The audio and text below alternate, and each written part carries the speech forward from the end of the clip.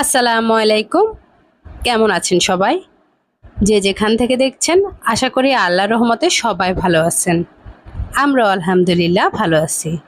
নরম তুলতুলে মুখে দিলেই মিলিয়ে যাবে, এটাই হচ্ছে দুধ পাকন পিঠার বৈশিষ্ট্য। আজ আমি আপনাদের সাথে শেয়ার করব ভীষণ মজার বরিশালের ঐতিহ্যবাহী দুধ পাকন পিঠা। রেসিপি ভালো লাগলে লাইক শেয়ার করে পাশে থাকবেন। এই ধরনের সহজ সরল রান্নাবান্না সংক্রান্ত ভিডিও যদি আমার চ্যানেল থেকে আরও দেখতে চান, তাহলে যারা ইউটিউব চ্যানেল থেকে দেখেন চাইলে আমার ইউটিউব চ্যানেলটা সাবস্ক্রাইব করে রাখতে পারেন। যারা ফেসবুক থেকে দেখেন চাইলে আমার ফেসবুক পেজটা ফলো দিয়ে রাখতে পারেন। আর যারা এই কাজটা করে ফেলেছেন তাদেরকে প্রতিদিনের মতো আজও জানাই অসংখ্য ধন্যবাদ। দুধ পাখন পিঠার জন্য প্রথমেই হচ্ছে আমি একটা কড়াইতে একটু দুধ নিয়ে নিলাম। আমি যতটুকু বানাবো ওই পরিমাণে হচ্ছে দুধ নিয়ে নিলাম। আপনারা চাইলে দুধের পরিবর্তে পানিও দিতে পারেন, তবে সেক্ষেত্রে টেস্ট কিন্তু দুধের মতো এতটাও ভালো আসবে না। দুধ দিয়ে দিলেই স্বাদ একটু বেশি ভালো হয়। তারপর হচ্ছে এখানে 1 চিমটি পরিমাণ লবণ আর সেই সাথে হচ্ছে 1 চা চামচের মতো চিনি দিয়ে ভালো করে একটু মিক্স করে নিয়ে দুধটা জাল করে নিব। দুধে বলক আসার পর আমি হচ্ছে পিঠাটা বানাবো আর ময়দা আর হচ্ছে চালের গুঁড়া দুটো মিক্স করে। এই তো দুধে যখন বলক এসে গেছে এর মধ্যে হচ্ছে আমি চালের গুঁড়া আর হচ্ছে ময়দা দিয়ে দিচ্ছি। চাইলে শুধুমাত্র ময়দা অথবা শুধুমাত্র চালের গুঁড়া দিয়েও করা যায়, তবে চালের গুঁড়া আর ময়দা দুটো যদি মিক্স করে দেওয়া হয় সেক্ষেত্রে পিঠার টেস্টটা বেশি ভালো হয়। আর আমি এখানে ময়দা থেকে চালের গুঁড়ার পরিমাণটা একটু কম দিলাম। একটু কম বলতে আমি যতটুকু টোটাল চালের গুঁড়া আর ময়দা লাগছে তার মধ্যে হচ্ছে 2 ভাগের মতো হচ্ছে 3 ভাগের 2 ভাগ হচ্ছে ময়দা আর 1 ভাগ হচ্ছে চালের গুঁড়া দিয়ে তারপর হচ্ছে একদমই রুটির আটার মতো করে এই আটাটা তৈরি করে নিলাম। এরপর হচ্ছে একটা ঢাকনা দিয়ে ঢেকে সাইড করে রেখে দিব। আর অন্যদিকে অন্য একটা পাতিলে হচ্ছে আমি শিরার জন্য এখানে 1 লিটার দুধ নিয়ে নিলাম। আর এই দুধটা হচ্ছে আমি আগে থেকে একটু জাল করে ঠান্ডা করে নিছি।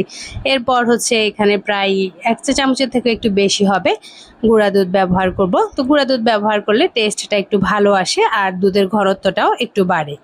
তবে এক্ষেত্রে খুব বেশি ঘন করা যাবে না, তাহলে কিন্তু পিঠার ভিতর দুধটা খুব সুন্দর করে ঢুকবে না। দুধটা যদি ঘন হয়ে যায়, সুন্দর একটা ফ্লেভারের জন্য 2টা এলাচি একটু মুখ ফাটাই দিয়ে দিলাম। আর সেই সাথে হচ্ছে দিয়ে দিচ্ছি আবারও 1 চিমটির মতো লবণ আর দিয়ে দিব স্বাদ মতো চিনি। চিনিটা যে যেরকম মিষ্টি পছন্দ করে ওই অনুযায়ী দিতে পারে। আমরা যেহেতু মিষ্টি একটু কম পছন্দ করি তার জন্য হচ্ছে আমরা চিনির পরিমাণটা একটু কমিয়ে দিলাম। এরপরে এই তো দুধে বলক আসার পর আমি হচ্ছে 2-1টা বলক আসার পরে দুধটা ঢাকনা দিয়ে ঢেকে সাইড করে রেখে দিব, যেহেতু দুধটা আমি আগেই জাল করে নিছি। আর যদি দুধটা আগে জাল করা না থাকে তাহলে আরও 2-1 মিনিট একটু বেশি জাল করে নেওয়া যায়।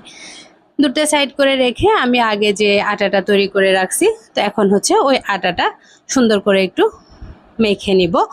আর সেই আটার মধ্যে হচ্ছে আমি দিয়ে দিচ্ছি 2 চা চামচের মতো বিস্কিটের গুঁড়ি। এটা একদমই নর্মাল যেটা চিনি ছাড়া টোস্ট বিস্কিট, ওই টোস্ট বিস্কিটের গুঁড়িটাই দিব।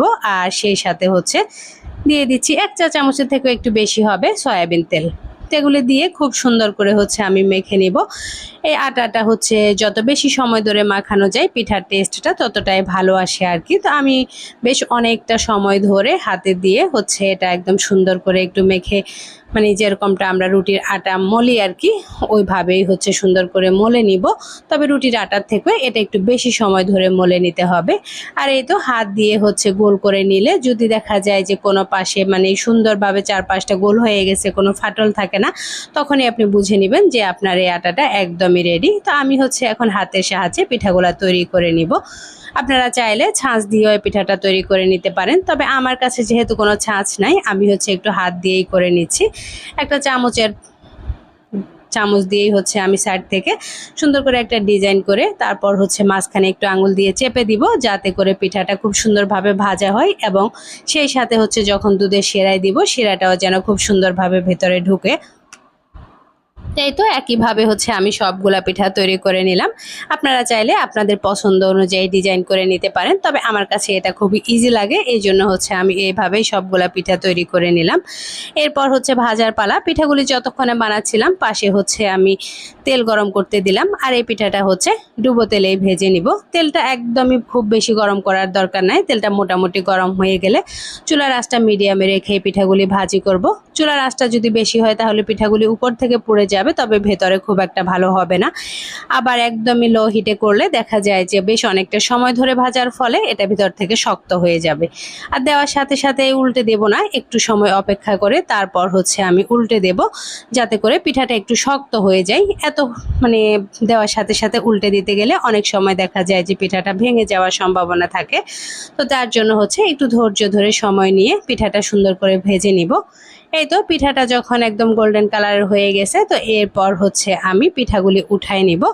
আর এই পিঠাটা হচ্ছে মোটামুটি ঠান্ডা করে তারপর হচ্ছে আমি দুধের শিরায় দিব আর কি। একদমই গরম গরম অবস্থায় দিতে যাবেন না, এতে করে কিন্তু পিঠাগুলি একদমই হচ্ছে গলে যাবে। তো এই তো আমি হচ্ছে এভাবে মিডিয়াম আঁচে রেখে বাকি পিঠাগুলিও খুব সুন্দর করে ভেজে একটু ঠান্ডা করে নিব। এই তো আমার হচ্ছে অন্য পিঠাগুলিও ভাজা হয়ে গেছে। আর আমি পিঠার সাইজগুলি একটু ছোট করে রাখছি, কারণ এই পিঠাগুলি যদি দুধে ভেজানো হয় এটা কিন্তু আরও অনেকটা বড় হয়ে যাবে। আর এইভাবেও হচ্ছে চাইলে পিঠাটা খাওয়া যায়, তো আপনারা চাইলে কেউ এভাবেও পিঠাটা খেতে পারেন। আর এই তো এরপর হচ্ছে কুসুম কুসুম গরম দুধ আর হচ্ছে পিঠাটাও যখন একটু ঠান্ডা হয়ে গেছে, এর মধ্যে হচ্ছে আমি দুধের শিরাটা দিয়ে দিচ্ছি। একদমই ঠান্ডাও করা যাবে না, আবার একদম গরম অবস্থাতেও দেওয়া যাবে না। কুসুম গরম যেন একটা আঙুল মানে দেওয়া যায় আর কি, ওরকম গরম থাকা অবস্থাতেই হচ্ছে পিঠার মধ্যে আমি যে দুধের শিরাটা দিয়ে দিয়ে তারপর হচ্ছে ঢাকনা দিয়ে ঢেকে রেখে দিব বেশ অনেকটা সময়ের জন্য, 2-3 ঘন্টার জন্য আর কি, যতটুকু সময় ধরে রাখা যায়। তাই তো এরপর প্রায় ঘন্টা 3 পর আমি আবারও ফিরে এলাম আপনাদের সাথে পিঠাটা শেয়ার করার জন্য। আমার পিঠাটা কেমন হলো এবার হচ্ছে ওটাই আপনাদেরকে দেখাই দিচ্ছি। তো এই তো পিঠাটা এতটা নরম হয়ে গেছে যে আমি তুলতেই ভয় পাচ্ছিলাম যে উঠানোর সময় ভেঙে যায় কিনা। তো ভাঙে নাই, তবে একদমই পারফেক্ট, আমি যেমনটা চাইছিলাম আর কি, মানে দুধ পাকন পিঠাটা যেরকমই হয় ঠিক সেরকমই হয়েছে আমার পিঠাটা।